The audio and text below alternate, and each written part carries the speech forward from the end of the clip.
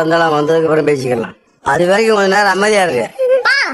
அதுங்களுக்கு தனியா வச்சிருக்கேன்ப்பா. வரட்டும் வரட்டும். ஏய் நீ சொல்லு, எங்களுக்கு தெரியும் அந்த விஷயத்த மட்டும் தான் மறக்கியா இல்ல நீ வேற ஏதாவது மறந்து வச்சிருக்கியா?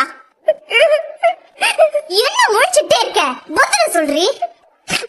வேற என்ன போய் சொல்லி வச்சிருக்க?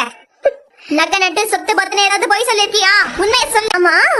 இதுதான் உனக்கு முதல் கல்யாணமா இல்ல இதுக்கு முன்னாடி? அப்படிலாம் இல்ல.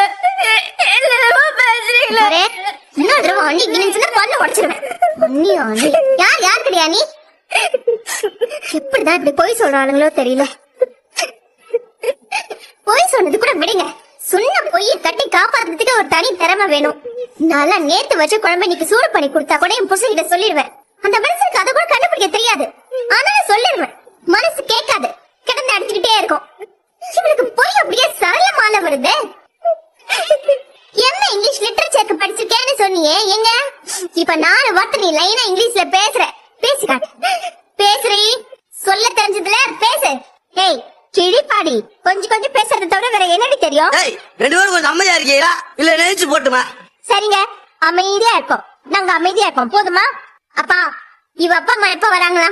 ஏய் வந்துருவாங்கடி, வரட்டும். இவங்க குடும்பத்தையே நிக்க வச்சு நாக்கப்படுங்கிற மாதிரி 4 கேள்வி கேக்குறேன்.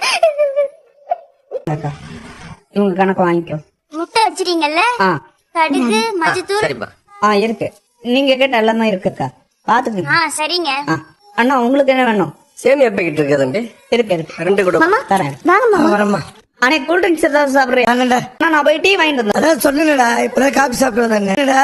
சேச்சின கூட்டம் அல்லது எப்பவும் இப்படிதான் இருக்குமா இல்ல விசேஷம் இருக்கா? இன்னைக்கு பாண்டியன் ஸ்டோர் திறக்கலையா மாமா? அதான் நம்ம கடையில இவ்ளோ கூட்டம்.